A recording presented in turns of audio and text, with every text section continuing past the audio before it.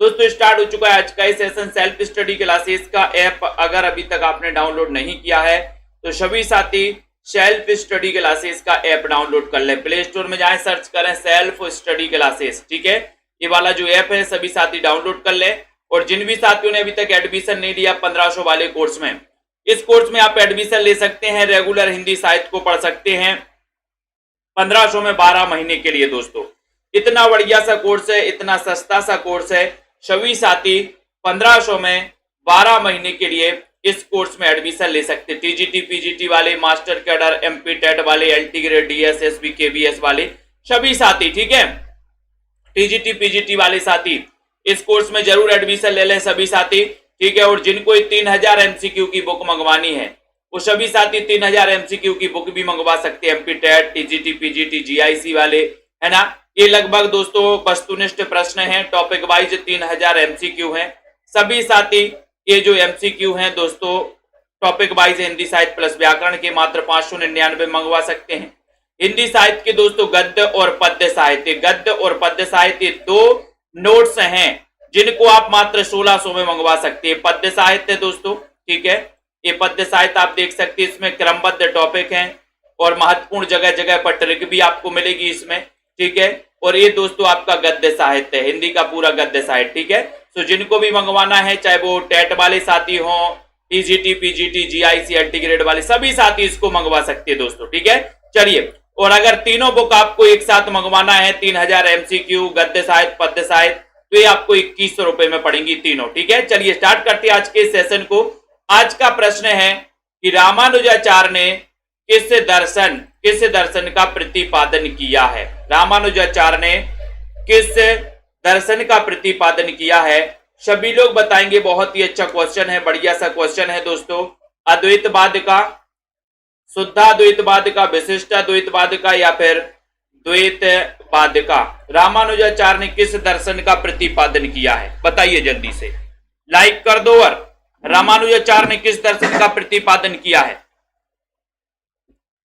चयन कर दो। बहुत ही शानदार क्वेश्चन है, रामानुजाचार्य ने किस दर्शन का प्रतिपादन किया, 1 नंबर का क्वेश्चन है। और रामानुज क्या है, रामानुज विशिष्ट हैं। विशिष्ट हैं तो रामानुज से रामानुजाचार्य और विशिष्ट से हो जाएंगे कि सर इन्होंने विशिष्टाद्वैतवाद का प्रवर्तन किया है, यानी कि आपका उत्तर है सी नंबर। सी नंबर सही है, राइट आंसर, बहुत बढ़िया, वेरी गुड।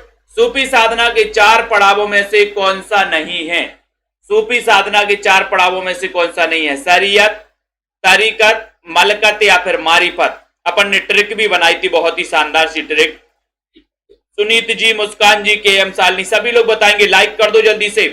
सूफी साधना के 4 पड़ावों में से कौन सा नहीं है, कौन सा नहीं है। तन्मय शर्मा जी बताइए जल्दी से, चयन करना है। और 2 नंबर का आंसर जा रहा है कि सर सरी ने तरी को हकीकत में मारी, तो शरीयत, तरीकत, हकीकत और मारिफत ये हैं, लेकिन मलकत नहीं है, यानी कि आपका जो सी है ये नहीं है सूफी साधना के 4 पड़ावों में। सी नंबर आपका सही है। इनमें से संख्यावाचक विशेषण कौन सा है, संख्यावाचक विशेषण बताना है कौन सा है, 7, काला, रावण या फिर खट्टा।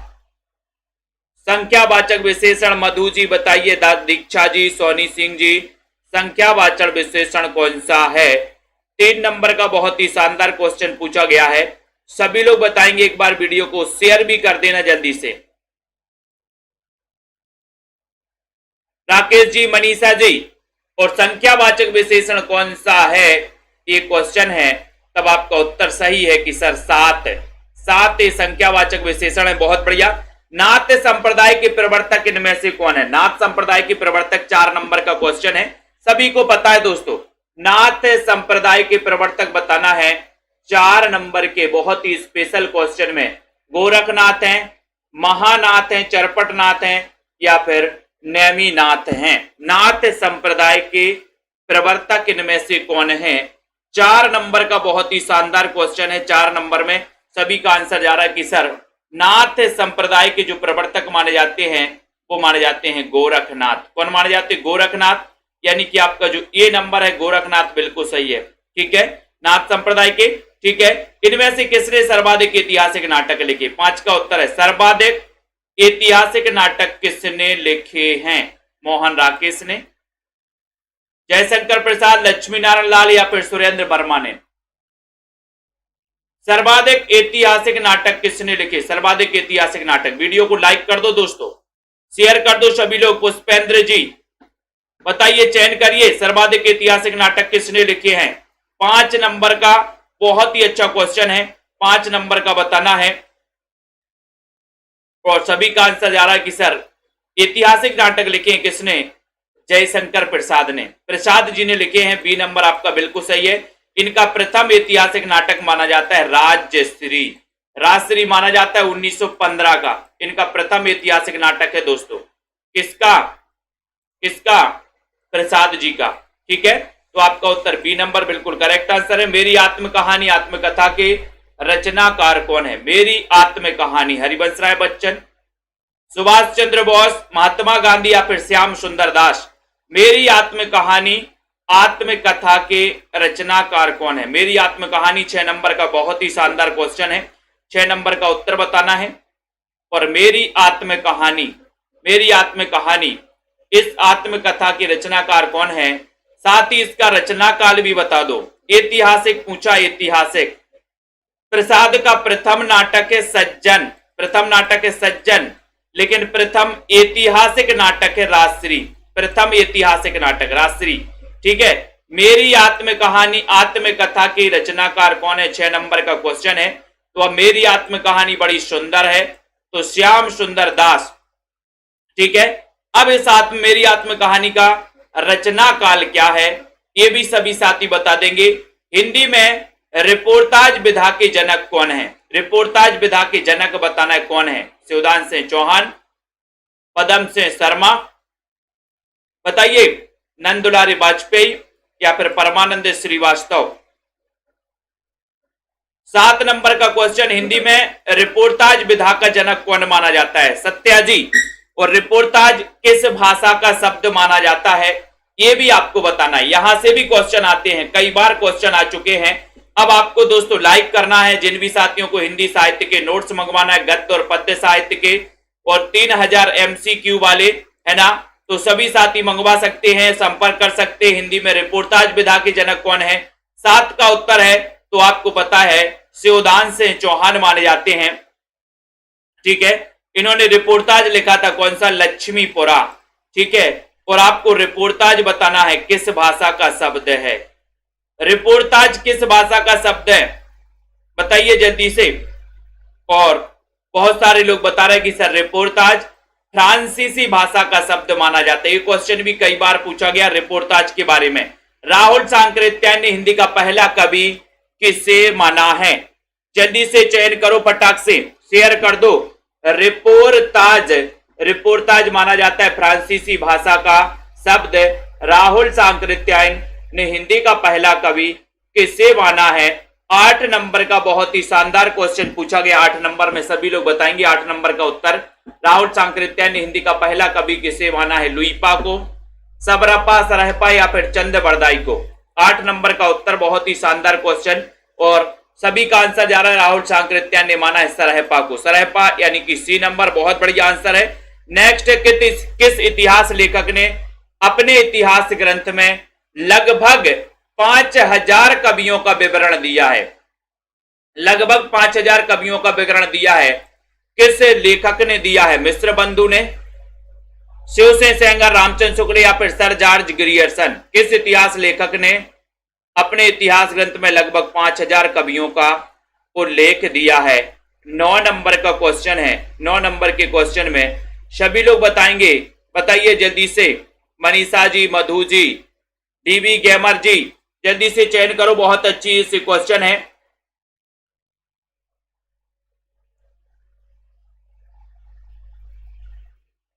जल्दी से बताइए, किस इतिहास लेखक ने अपने इतिहास ग्रंथ में लगभग, राइट आंसर है मिश्र बंधु। इनका ग्रंथ था मिश्र बंधु विनोद, है ना, जो 4 भागों में प्रकाशित था। प्रथम 3 भाग 1913 में, चतुर्थ भाग 1934 में। बहुत बढ़िया। जिसने मृत्यु को जीत लिया हो उसके लिए एक शब्द क्या होगा?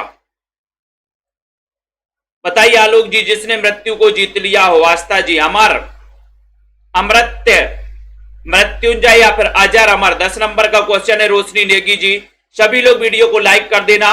जिन भी साथियों ने सेल्फ स्टडी क्लासेस का ऐप डाउनलोड नहीं किया, सभी साथी ऐप को जरूर डाउनलोड कर लें। और जिसने मृत्यु को जीत लिया यानी कि 10 नंबर का क्वेश्चन, तो उसे कहेंगे मृत्युंजय। सी नंबर, बहुत बढ़िया आंसर।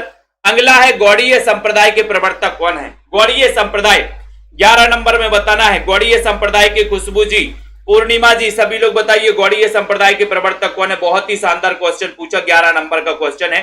गौड़ीय संप्रदाय में वल्लभाचार्य हैं, मध्वाचार्य हैं, चैतन्य महाप्रभु हैं या फिर स्वामी हरिदास माने जाते हैं। गौड़ीय संप्रदाय के प्रवर्तक कौन है। 11 का बहुत ही शानदार क्वेश्चन पूछा गया 11 नंबर में। और 11 नंबर में आपका उत्तर जा रहा है कि सर क्या राइट आंसर हो जाएगा। गौड़ीय संप्रदाय राइट आंसर है कि सर गौड़ीय संप्रदाय के प्रवर्तक माने जाते हैं गॉड। गॉड से गौड़ीय, और गॉड को कहा जाता है प्रभु, प्रभु से चैतन्य महाप्रभु।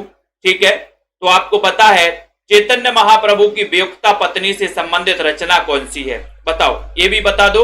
और अष्टचाप की स्थापना कब और किसने की थी, ये भी बता दो। जल्दी से चयन करिए। कमलाकांत जी, सुनैना वर्मा जी, 12 नंबर का क्वेश्चन है। अष्टचाप की स्थापना कब और कहां पर हुई थी। तो इतना तो सभी को पता है कि सर अष्टचाप की स्थापना हुई थी 1565 में। बिल्कुल सही है। कब और किसने की थी दोस्तों, ये बताना है। तो यहां पर आपका बोले सर अष्टचाप की स्थापना 1565 में बैठे बैठे कर दी। किसने, विट्ठलनाथ ने। विट्ठलनाथ ने कर दी बैठे बैठे, है ना। तो 1565 बिल्कुल सही आंसर है। बहुत बढ़िया आंसर, ए नंबर राइट आंसर है। Very good. जंजीरें और दीवारें संस्मरण के रचनाकार कौन है। जंजीरें और दीवारें, ये संस्मरण बताना है, इसके रचनाकार कौन है। महादेवी वर्मा, रामवृक्ष बैनीपुरी, पदम सिंह शर्मा, प्रकाश चंद्र गुप्त। 13 नंबर का क्वेश्चन है। जंजीरें और दीवारें, इस संस्मरण के रचनाकार कौन है। आलोक जी बताइए, बिंदु जी, विश्वास मलिक, मंजू जी, निष्ठा जी। जंजीरें और दीवारें, बहुत ही शानदार क्वेश्चन पूछा है। सुनैना जी बताइए, सिंपी जी, जंजीरें और दीवारें। पायल जी, इतना बहुत ही। महादेवी वर्मा है, रामवृक्ष बैनीपुरी, पदम सिंह शर्मा या फिर प्रकाश चंद्र गुप्त हैं। 13 नंबर का क्वेश्चन है। और 13 नंबर के क्वेश्चन में जंजीरें और दीवारें, है ना। बोले सर जंजीरें और दीवारें बनाना है तो हम वृक्ष से बनाएंगे, वृक्ष से जंजीरें और दीवारें। तो रामवृक्ष बैनीपुरी यानी कि आपका बी नंबर करेक्ट आंसर है। छायावाद को प्रगीतों का आंदोलन किसने कहा। छायावाद को प्रगीतों का आंदोलन किसने कहा है, चयन करो। दिनकर ने कहा, अज्ञे हरियोद या फिर डॉक्टर नगेंद्र ने। छायावाद को प्रगीतों का आंदोलन, तो रतिपाल जी, छायावाद को प्रगीतों का आंदोलन 14 नंबर का क्वेश्चन है। और 14 नंबर के क्वेश्चन में सभी साथी बिल्कुल सही बता रहे हैं कि सर छायावाद को प्रगीतों का आंदोलन जो कहा है वो किसने कहा, वो कहा है दिनकर। दिनकर आपको पता है, बिल्कुल सही, ये नंबर सही है। आपको पता है दोस्तों, एक विष्णुप्रिया रचना है। विष्णुप्रिया किसकी रचना है। विष्णुप्रिया, विष्णुप्रिया है मैत्रीषण गुप्त की रचना है। ठीक है, और ये चैतन्य महाप्रभु की वियुक्ता पत्नी पर आधारित ये रचना है ना। कौन सी, विष्णुप्रिया। और छायावाद को प्रगीतों का आंदोलन कहा है दिनकर, ये नंबर बिल्कुल सही है। संत कवि गुरु नानक देव का जन्म कहां हुआ था। इनकी माता का नाम क्या था, इनके पिता का नाम क्या था। इनके पुत्र थे, दो पुत्र थे, उन दोनों पुत्रों का नाम भी आपको बताना है। बताइए आरुषि जी। संत कवि गुरु नानक देव का जन्म हुआ था दोस्तों, ये तो सभी को पता है कि सर तलवंडी में हुआ था, आधुनिक ननकाना साहब। ठीक है, इनके पिता का नाम क्या था, इनकी माता का नाम क्या था, इनके 2 पुत्र थे, उन 2 पुत्रों का नाम क्या था। जल्दी से कमेंट में लिखो, फटाफट से बताइए गुरु नानक देव। ठीक है, और तलवंडी में इनका जन्म हुआ था दोस्तों। भक्ति का प्रारंभ कहां से हुआ, भक्ति का प्रारंभ बताना है। 16 नंबर का क्वेश्चन है। और सभी को पता है कि सर इनकी माता का नाम था तृप्ता। ठीक है, तृप्ता इनकी माता का नाम था। पिता का नाम था कालू और बेटे का नाम श्रीचंद। और क्या था एक और, श्रीचंद। और बताओ,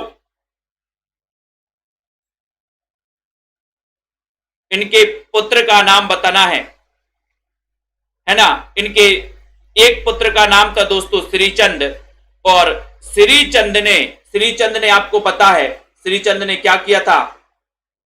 श्रीचंद ने दोस्तों उदासी संप्रदाय की स्थापना की थी। और है ना, उदासी संप्रदाय पूछा भी गया है कि उदासी संप्रदाय की स्थापना किसने की थी। ठीक है, तो अपन को याद करना है श्रीचंद और लक्ष्मी चंद। ठीक है, वेरी गुड। तो श्री उदासी संप्रदाय पूछा जाता है कि उदासी संप्रदाय की स्थापना किसने की थी। तो आपको पता है, अपन ने पढ़ा था कि सर चंद लोग उदास रहते, चंद, तो श्रीचंद ने की थी। याद रखेंगे, भक्ति का प्रारंभ दक्षिण भारत से हुआ है। बी नंबर आपका बिल्कुल सही है। जहां एक ही शब्द के अनेक अर्थ व्यंजित हों तो वहां पर कौन सा अलंकार होता है? 17 नंबर का क्वेश्चन है। वेरी गुड, बहुत बढ़िया, धन्यवाद। ऐसी छोटी छोटी बातों को पकड़ लेना है दोस्तों, पढ़ते जाना है। जहां एक ही शब्द के अनेक अर्थ व्यंजित होते हैं वहां पर बताना है यमक, रूपक, श्लेष या फिर उत्प्रेक्षा। बताओ जल्दी से, चयन करो। बहुत ही अच्छा क्वेश्चन है, 17 नंबर का क्वेश्चन है। 17 नंबर के क्वेश्चन में सभी का आंसर जा रहा है कि सर जहां पर एक ही शब्द के अनेक अर्थ व्यंजित हो रहे हैं, है ना, वहां पर होता है। चलिए अलंकार, सी नंबर आपका सही है। हाथ को हाथ ना सूझना, हाथ को हाथ ना सूझना, इसका अर्थ क्या? 18 नंबर में भ्रम में पड़ जाना, खोए रहना, घना अंधेरा होना या फिर चोट लगना। हाथ को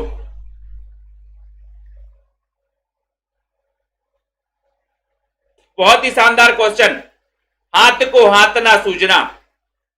लाइक कर दो जल्दी से रुद्र जी।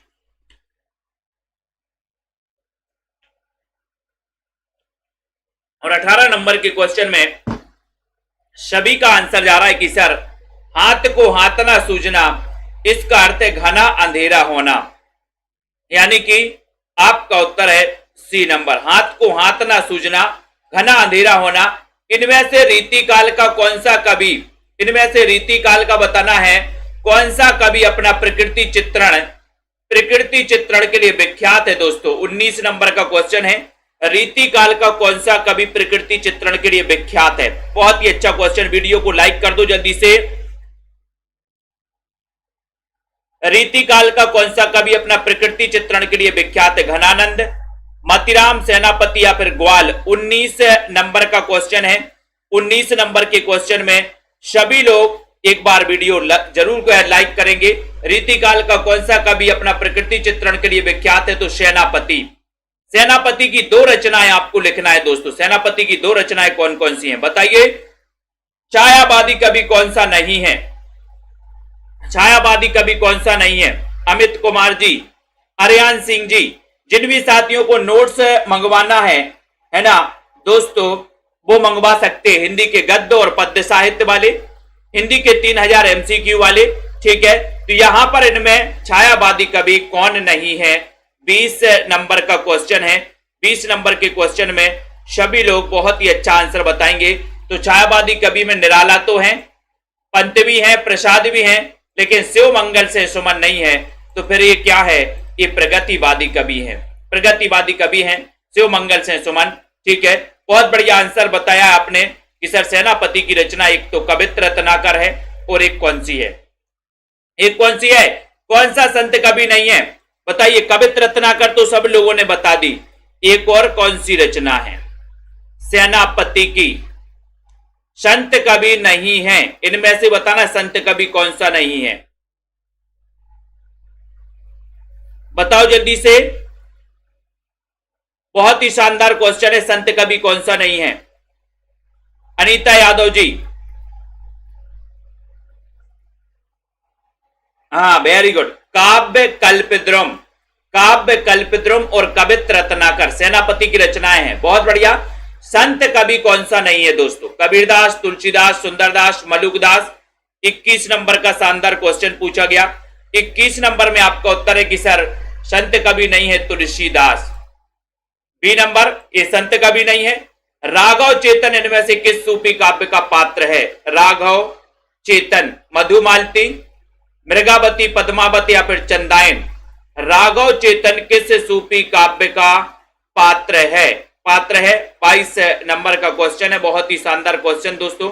और आपका राइट आंसर जा रहा है कि सर राघव चेतन इनमें से किस सूफी काव्य का पात्र है। सभी का आंसर जा रहा है कि सर राघव चेतन की बात कर रहे हो, तो ये है पद्मावत का पात्र है।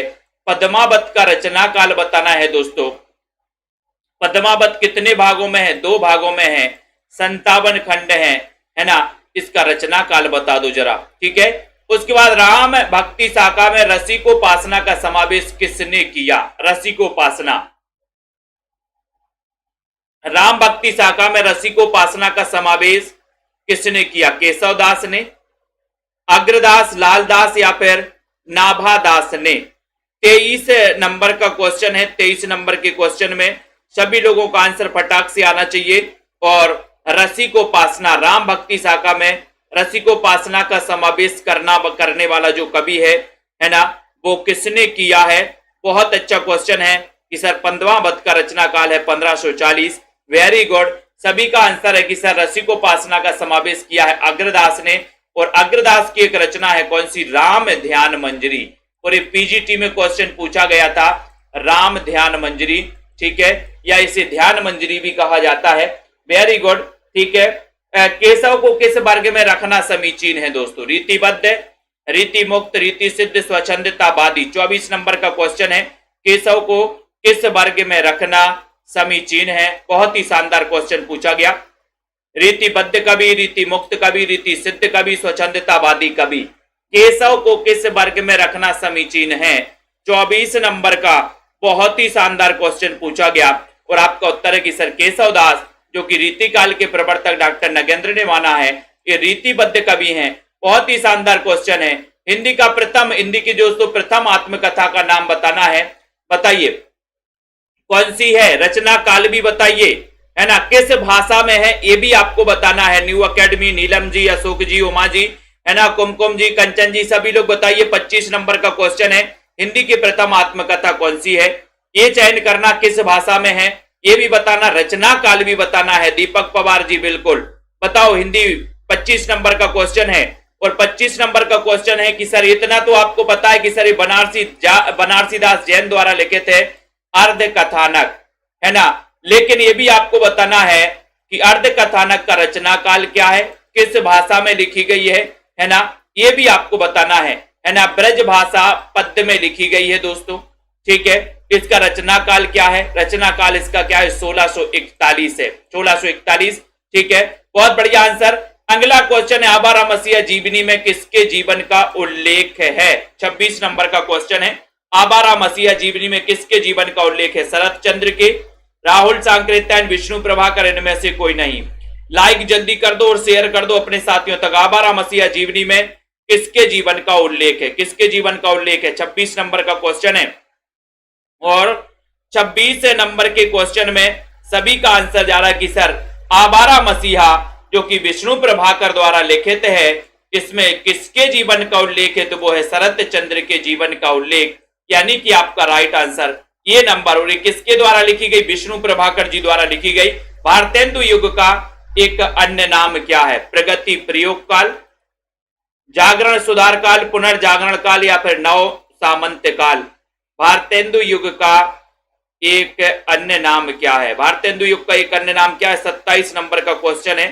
27 में सभी साथी बताइए जल्दी से। भारतेंदु युग का एक अन्य नाम क्या है? सुनीत जी, व्याकरण, हिंदी जी, अस्मित जी, आनंद जी, और सभी लोगों का आंसर जा रहा है कि सर भारतेंदु युग का एक अन्य नाम माना जाता है पुनर्जागरण काल, यानी कि सी आपका बिल्कुल सही है। सी नंबर राइट आंसर है। भारतेंदु युगीन लेखक कौन है? भारतेंदु युगीन लेखन बताना है। प्रताप नारायण मिश्र है, हरिओद है, विद्यानिवास मिश्र है, या फिर जयशंकर प्रसाद है। भारतेंदु युगीन लेखक कौन है? 28 नंबर का क्वेश्चन है। 28 नंबर के क्वेश्चन में सभी साथी बताइए जल्दी से, भारतेंदु युग के लेखक कौन माने जाते हैं? और एक बार लाइक कर दो दोस्तों। जिन भी साथियों को 3000 एमसीक्यू की टेस्ट सीरीज मंगवाना है, बुक मंगवाना है, वो सभी साथी मंगवा सकते हैं दोस्तों। बहुत ही शानदार क्वेश्चन है, आपसे क्वेश्चन पूछा गया है, तो जल्दी से बताइए। भारतेंदु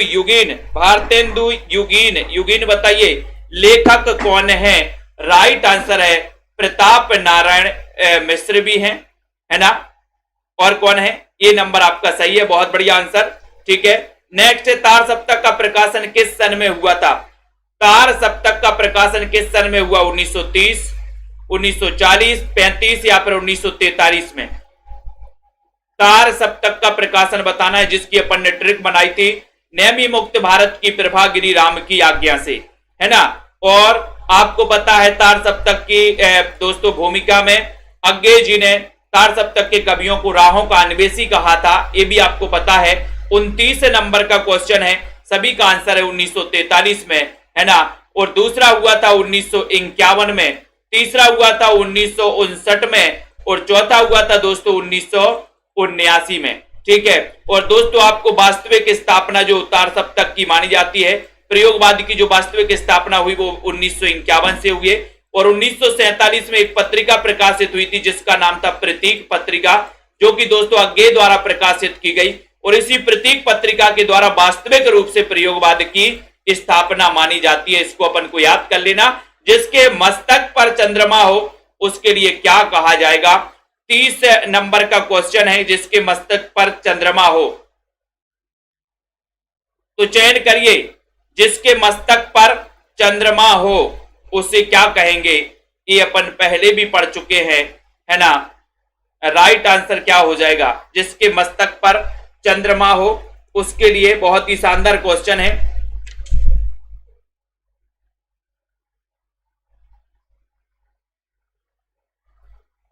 बहुत ही शानदार 30 नंबर का क्वेश्चन। वीडियो को लाइक करिए।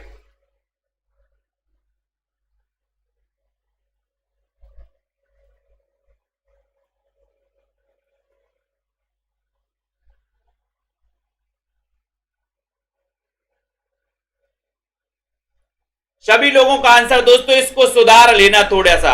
जिसके मस्तक पर चंद्रमा हो, है ना, वो आपका बिल्कुल सही आंसर हो जाएगा। क्या यहां पर पिछले वीडियो में मैंने आपको दोस्तों यहां पर चंद्रमौली बताया था, लेकिन वो गलत है, चंद्रमौली गलत है ना। ये आप सुधार लो एक बार। इसको अपन कहेंगे चंद्रशेखर। और जिसके मौली पर चंद्र हो, जिसके मौली पर चंद्र हो उसे चंद्रमौली कहेंगे। यहां पर आप लोग थोड़ा सा सुधार लेना, जिसके मौली पर चंद्र हो, ठीक है, इसको सुधार लेना। जिसके मौली पर चंद्र हो वो कहलाएगा चंद्रमौली, चंद्रमौली। और जिसके मस्तक पर चंद्र हो वो कहलाएगा चंद्रशेखर। ठीक है, इसको सुधार लो। पिछले वीडियो में मैंने आपको चंद्रमौली बताया था, लेकिन इसको थोड़ा सा सुधार लो। जिसके मौली पर चंद्र हो तब चंद्रमौली, और जिसके मस्तक पर चंद्र हो वो चंद्रशेखर कहलाएगा। ठीक है, यहां पर आपका उत्तर डी सही होगा। आप लोग सुधार लेना, चंद्रशेखर। ठीक है, जिसके मौली पर चंद्र हो वो चंद्रमौली। ठीक है, इसको सुधार लेना दोस्तों, आप लोग सही कर लेना। ठीक है, अर्बाचीन का सही विलोम क्या होगा। अर्बाचीन का विलोम बताना है, सभी लोग बताइए अर्बाचीन का विलोम क्या होगा। अर्बाचीन का विलोम जल्दी से बताइए, जल्दी से चयन करो फटाक से।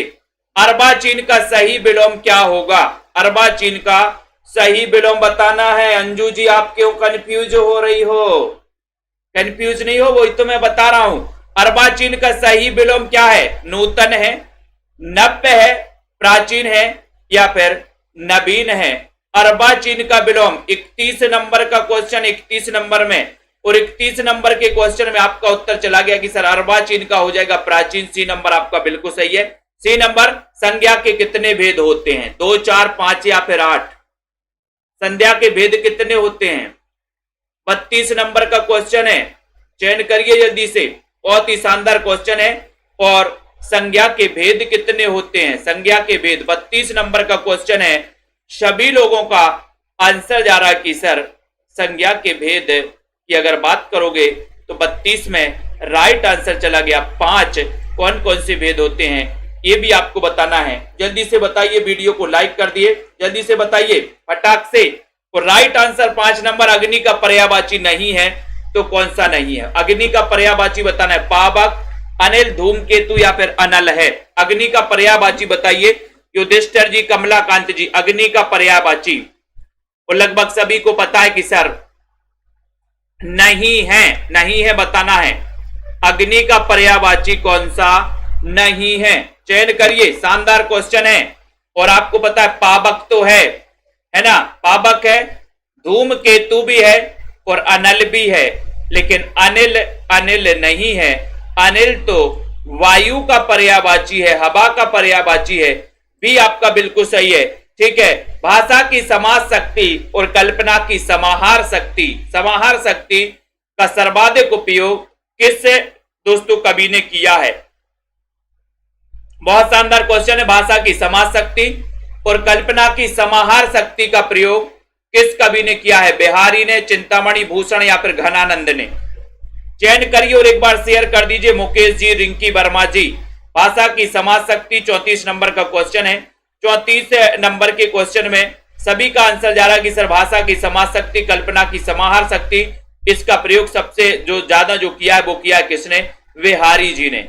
बिहारी जी, बहुत शानदार आंसर। किसका संबंध सिद्ध साहित्य से नहीं है? 35 नंबर में सिद्ध साहित्य से सरायपा का नहीं है, कुक्कीरिप्पा, सबरप्पा या फिर गोपीचंद का नहीं है। 35 का उत्तर बताइए। बहुत ही अच्छा क्वेश्चन है। वेरी गुड नीलम जी, बताइए जल्दी से।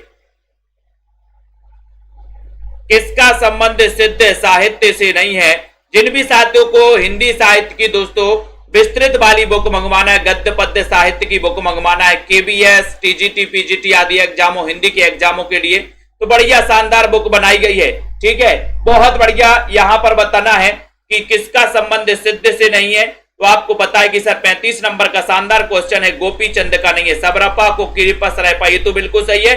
लहर किस प्रकार की संज्ञा है? लहर, और सर लहर तो एक रचना है ना, लेकिन लहर किस प्रकार की संज्ञा है? बताओ ममता जी, रतिपाल जी, है ना। बोले सर लहर की बात मत करो, लहर तो काय काय की लहर चलती है ना। सिंपी जी, लहर किस प्रकार की संज्ञा है? सभी लोगों ने आंसर बताया है। हिंदी भाषा जी 36 नंबर के क्वेश्चन में कि सर जो लहर है, ये लहर भाववाचक संज्ञा है, क्योंकि लहर भाव। ठीक है, बहुत बढ़िया है ना। अंजलि आर जी, ये क्वेश्चन बन रहे हैं आपसे, है ना। सेव का पर्यायवाची शब्द क्या है? 37 नंबर के क्वेश्चन में सेव का पर्यायवाची बताना है। ठीक है, सेव का पर्यायवाची बताइए, लाइक करिए जल्दी से। और जिनको भी एडमिशन लेना है आ जाइए एडमिशन। जितनी प्रैक्टिस करना, भरपूर प्रैक्टिस करवाएंगे हम आपको। पेड क्लास में आ जाइए, है ना। बढ़िया टेस्ट होते हैं रोज, नए नए प्रश्न भी आते हैं, पुराने प्रश्न भी आते हैं, है ना। जिनको भी करना है सेल्फ स्टडी क्लासेस में दोस्तों एडमिशन ले लीजिए, और 1500 रुपए में एडमिशन 12 महीने के लिए है। ठीक है, तो सेव का पर्यायवाची बताना है। 37 नंबर का क्वेश्चन है। सभी का आंसर जा रहा है कि सर 37 में सेव का पर्यायवाची होता है रुद्र, और रुद्र संप्रदाय की स्थापना किसने की थी, ये आपको बताना है। बताइए, केवल 6 निबंध लिखकर हिंदी में दोस्तों किस लेखक ने प्रसिद्धि पाली? बताओ, केवल 6 निबंध लिखकर। मुनेंद्र पाल जी, चयन करिए। केवल 6 निबंध लिख करके माधव प्रसाद मिश्र ने, पूर्णसेन ने, प्रताप नारायण मिश्र ने, गोविंद नारायण मिश्र ने, केवल 6 निबंध लिखकर, यानी कि 38 नंबर का क्वेश्चन है। 38 नंबर के क्वेश्चन में सभी का आंसर जा रहा है कि सर सरदार पूर्णसेन, सरदार अध्यापक सरदार पूर्णसेन ने केवल 6 निबंध लिख करके दोस्तों प्रसिद्धि पाली।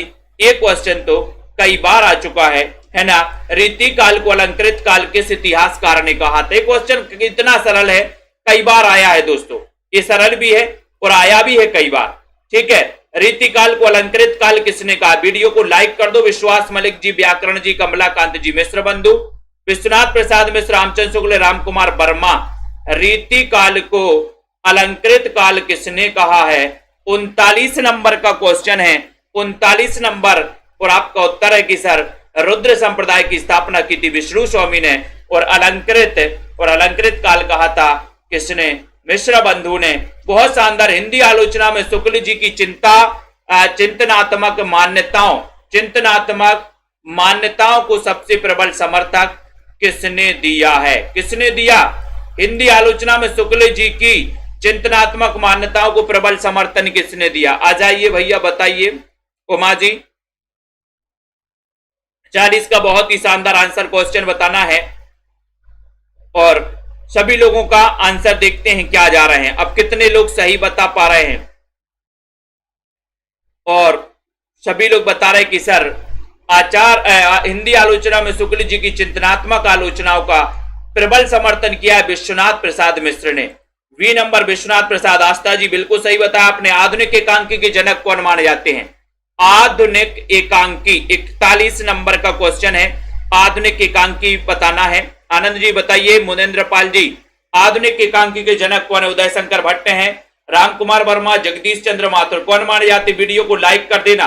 जिन भी साथियों को 3000 MCQ की बुक मंगवाना अपने घर पर, जिसमें महत्वपूर्ण कथन भी दिए हैं, जिनको मंगवाना वो 599 में मंगवा सकते हैं। और जिन भी साथियों को दोस्तों गद्य और पद्य साहित्य का विस्तृत और टिर्की वाला ये नोट्स मंगवाना है, वो मात्र 1600 में मंगवा सकते हो, पोस्ट चार्ज सहित। आधुनिक एकांकी के जनक माने जाते हैं राम कुमार वर्मा, यानी दोस्तों आपका जो सी नंबर है वो बिल्कुल सही है, राम कुमार वर्मा, जिन्होंने बादल की मृत्यु लिखी थी 1930 में। और अगर क्वेश्चन पूछा जाता कि एकांकी के जनक कौन है, तो एकांकी के जनक माने जाते जयशंकर प्रसाद, जिन्होंने दोस्तों 1930 में हिंदी का प्रथम एकांकी लिखा था, जिसका नाम था एक घूंट। एक घूंट, ठीक है, बहुत बढ़िया। अगले क्वेश्चन बताना है। अगला है वर्ष 2017 का ज्ञानपीठ पुरस्कार दोस्तों किसे मिला? 2017 का 42 नंबर में बताओ रजनी जी, 2017 का ज्ञानपीठ पुरस्कार किसे मिला है? नितिन जी, हंसराज जी, 2017। अंकित जी, प्रैक्टिस ज्यादा से ज्यादा करना, जितनी ज्यादा प्रैक्टिस करोगे उतना ज्यादा आपका दोस्तों मजा आने लगेगा। 2017 का ज्ञानपीठ पुरस्कार 42 नंबर का शानदार क्वेश्चन है और सभी का आंसर जा रहा है। आपको पता है कि ज्ञानपीठ पुरस्कार केवल 4 रचनाओं के लिए मिला था। सबसे पहले चिदम्बरा को 1968 में, फिर दोस्तों 1972 में मिला था किसके लिए? उर्वशी के लिए। 1978 में कितनी नाव में कितनी बार के लिए, 82 में यामा के लिए मिला था। उसके बाद संपूर्ण साहित्य में ज्ञानपीठ पुरस्कार मिलना चालू हुआ और 2017 में मिला था कृष्णा सोपती को। यानी कि आपका जो ए नंबर है वो बिल्कुल सही है। ए नंबर जिन्होंने लगाया राइट आंसर है। इनमें से एक शब्द मछली का पर्यायवाची नहीं है। 43 नंबर में मछली जल की रानी है, जीवन उसका पानी है।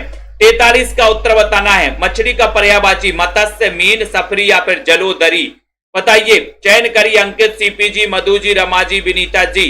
इतना शानदार क्वेश्चन है, 43 नंबर का क्वेश्चन है। इनमें से एक मछली का पर्यायवाची नहीं है और राइट आंसर चयन करिए। 43 नंबर का शानदार क्वेश्चन है और 43 नंबर में आपका उत्तर जा रहा है जलोदरी, यानी कि आपका जो डी नंबर है, डी नंबर बिल्कुल सही आंसर है। जटिल का विलोम शब्द है, जटिल का विलोम शब्द सरल है, सरल है, कुटिल है या फिर सहज या फिर दोस्तों अजटिल है। जटिल का विलोम, जटिल का विलोम बता दीजिए सरोज जी, है ना। और दोस्तों शानदार क्वेश्चन है, वीडियो को लाइक करो। 9 बजे रात्रि में एक क्लास रोज आपकी होती है, इतना अच्छा सेशन होता है। जटिल का विलोम शब्द क्या है? जटिल का विलोम बताना है। जटिल का विलोम शब्द क्या हो जाएगा? सभी लोग आंसर बता रहे हैं कि सर 44 नंबर के क्वेश्चन में आप लगा दो सरल। जटिल का सरल है, बहुत अच्छी। विशेषण जिस संज्ञा की विशेषता बताता है, विशेषण जिस संज्ञा की विशेषता बताता है उसे क्या कहते हैं? बताओ। विशेषण जिस दोस्तों संज्ञा की विशेषता बताता है उसे क्या कहते हैं? संख्यावाचक विशेषण। सार्वनामिक गुणवाचक क्या कहते हैं? 45 नंबर में आलोक जी, रतिपाल जी, पूर्णिमा जी, वंदना जी, सभी का आंसर 45 नंबर के शानदार क्वेश्चन में जा रहा है कि सर विशेषण जिस संज्ञा की विशेषता बताता है उसे कहा जाता है क्या? क्या कहा जाता है उसे? उसे कहा जाता है विशेष। जिसकी विशेषता बताता है उसे विशेष, और जो विशेषता बताता है वो क्या कहलाता है? विशेषण। ठीक है। प्रथम विश्व हिंदी सम्मेलन कहाँ हुआ था और कब हुआ था? बताइए सुषमा जी, प्रथम विश्व हिंदी सम्मेलन कब और कहां पर हुआ था? चयन करो।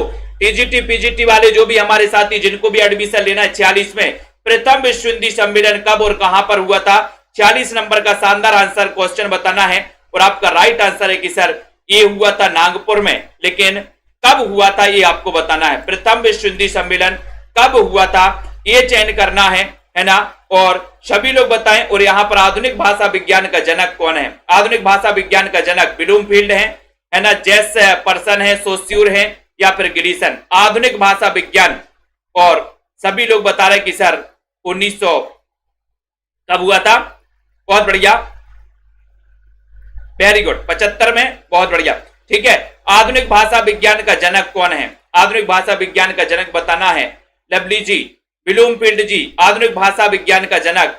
और देखते हैं कौन कौन सही बता रहा है। अनीता जी, सरोज जी, है ना, रेशमा जी, सभी लोगों ने बताया कि सर आधुनिक भाषा विज्ञान का जनक माना जाता है सोस्यूर। कौन माना जाता है? सोस्यूर माना जाता है। सरोज जी बिल्कुल सही आंसर लगाया, सी नंबर सही है। हिंदी भाषा की लिपि कौन सी है? 48 नंबर का शानदार क्वेश्चन, सरल क्वेश्चन है। हिंदी भाषा की लिपि बताना है। लिपि पाली, प्राकृत, देवनागरी, रोमन या फिर अपभ्रंश। और 48 नंबर का क्वेश्चन है, आधुनिक हिंदी भाषा की लिपि कौन सी है? 48 नंबर के क्वेश्चन में राइट आंसर है देवनागरी। देवनागरी बी नंबर आपका करेक्ट आंसर है। बौद्ध धर्म से जुड़े हुए साहित्य की भाषा है। लौकिक संस्कृत है, वैदिक संस्कृत है, प्राकृत है या फिर पाली है। बौद्ध धर्म से जुड़े हुए साहित्य की भाषा क्या है? 49 नंबर का क्वेश्चन है। 49 नंबर में सभी साथी बताएंगे और एक बार लाइक जरूर कर देना। उनेन्द्र जी, परमेंद्र जी, सरोज जी, डीके जी, है ना। बौद्ध धर्म से जुड़ी हुई साहित्य की जो भाषा है वो भाषा कौन सी है? और अपन ने पढ़ा है कि सर बौद्ध धर्म जो लिखा गया वो लिखा गया कौन सी भाषा में? पाली भाषा में लिखा गया, है ना।